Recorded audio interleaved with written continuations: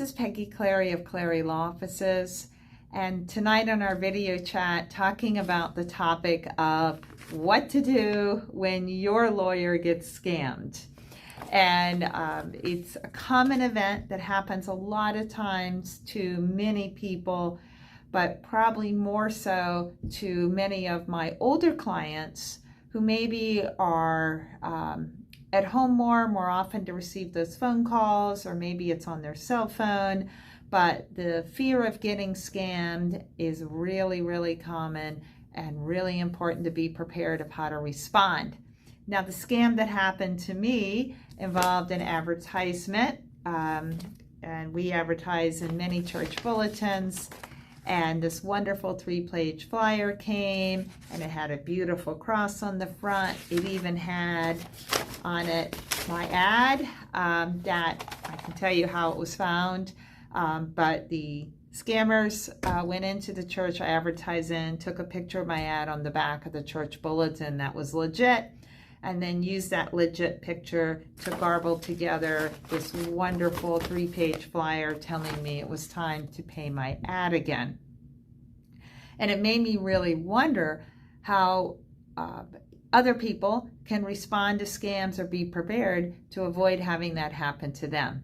And the Federal Trade Commission actually puts out what I call a really good playbook on how to avoid scams. And it's 4 easy P's, which is always a good thing to remember. But the first one to remember is to avoid being scammed is the scammer is going to pretend to be something you know.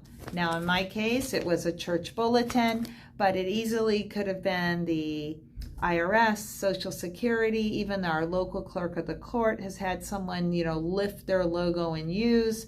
So always be alert that if you get something that's asking you for money or to give away private confidential information, just remember the P. Is this someone pretending to be someone they're not? Second one, which is always a really good one, is it's a problem prize. So my problem in my scam was your advertisement is needing to be renewed, but it easily can be a prize. I have a lot of clients come to me with even lottery winnings, or I'm supposed to get something. And so that P for problem or prize is the second one. Third one, and this is always a biggie, is pressure. So in my scam, you need to pay now, you're delinquent, but anything that has an urgency to it. Now, frankly, there's very little in the modern era that must be dealt with right now. And in fact, even when you get a summons to appear before a judge, you get time to respond. So if you're feeling that hard sell, run, it's a scam. Fourth and final P, and probably one of the most important hallmarks, is there's a specific way to pay. So in my case, at my lovely people, it was pay by a check.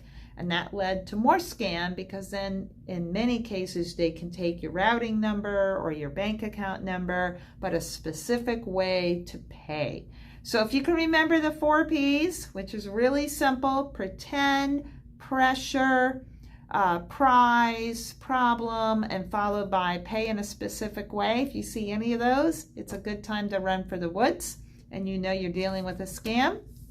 I am proud to say in our own problem here, why this looked really legit, our office manager felt something wasn't correct about it, so she just made a follow-up call and was immediately advised that this product was not what it was purporting to be. So if we can help you at Clary Law Offices, help with any of your legal issues, maybe your own estate planning, we stand ready to do that. And I hope you have a really good evening, and thanks for your time.